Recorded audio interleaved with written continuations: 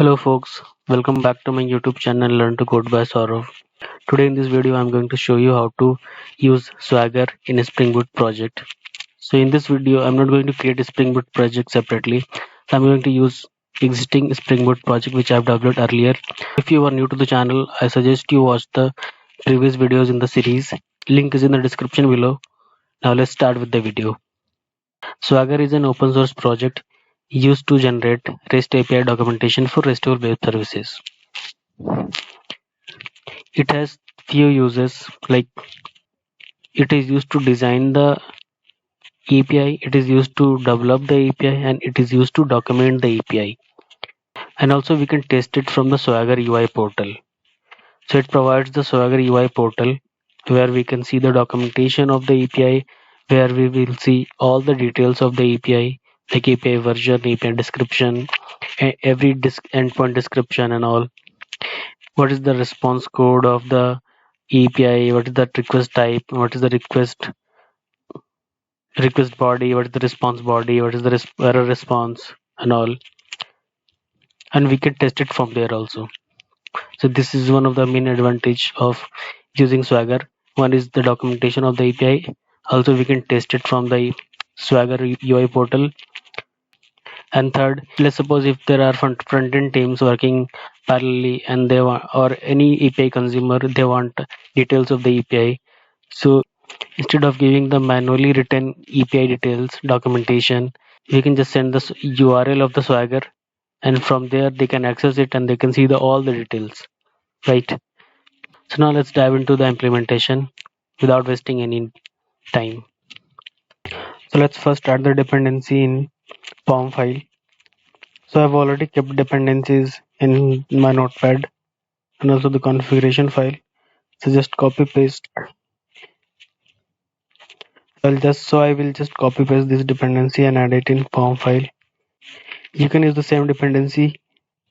The next thing is we will enable the Swagger in the main application class.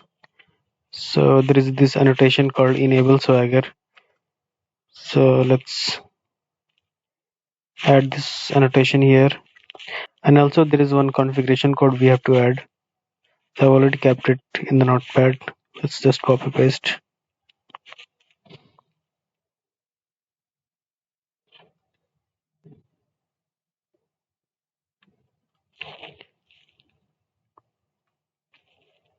Yeah, things curly braces missing. Yeah, so here in this configuration code, we have to define the docket which we'll use to configure the Swagger actually. And here in this base package, we have to mention the base package of this. This should be same, otherwise it won't work. So now we are done with the configuration and dependencies. I think we are good to start the application and see if Swagger is working fine or not. Let's start the application. API is already developed, as I've already told you. So people who are new to the channel, I suggest you watch the previous series which will show you how to create the Spring Boot project and REST APIs in Spring Boot. Okay, so now the application has been started. Let's go to browser and see if Swagger is opening or not. So our application is running on localhost port 8080, and we have to see Swagger is opening or not. So let's write Swagger. To open the Swagger, we have to write Swagger URL swagger UI.html, and as you can see the Swagger is working fine. So as of now in our application we have only one controller, user controller. So Swagger automatically extract the information by these annotations: REST controller, request mapping, post mapping, get mapping, and all. Right.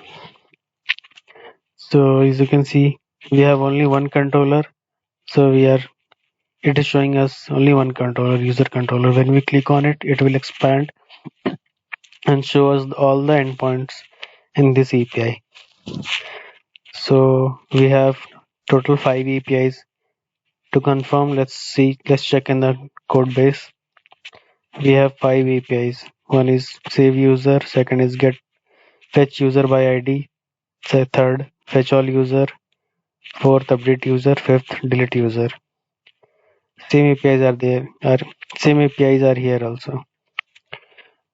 So this is the API documentation actually. Here we can do a lot of things, like we can add description of the API, we can add version of the API, and we can add description of the particular endpoints also. So I'm not going to show that to you.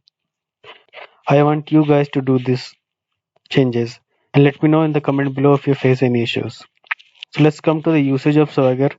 So Swagger has some usage like API designing, API development, API documentation, API testing. So here we have seen API documentation. Now we are going to see API testing. The designing and development of the API will not be part of this video. I will make a separate video for that. In this video, we will see only the documentation and testing part. So let's check any one of the endpoint like fetch all user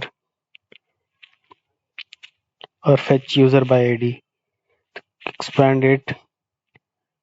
So as you can see, it has all the details. It has extracted all the details. The response type, content type, parameter, request parameter needed. What are the possible response codes we can get? Unauthorized, forbidden, not found, and all. So when we click on try out, it will call the actual endpoint fetch user by ID, this endpoint, and if user exists with the particular user ID, then it will show us the result. Otherwise, we will get error response. So let's try out. So it is asking for a user ID. We haven't passed it. So let's give the random number 29. If user exists with the ID 29, we will get the result. Otherwise, we will get the error response. Let's click on the try it out.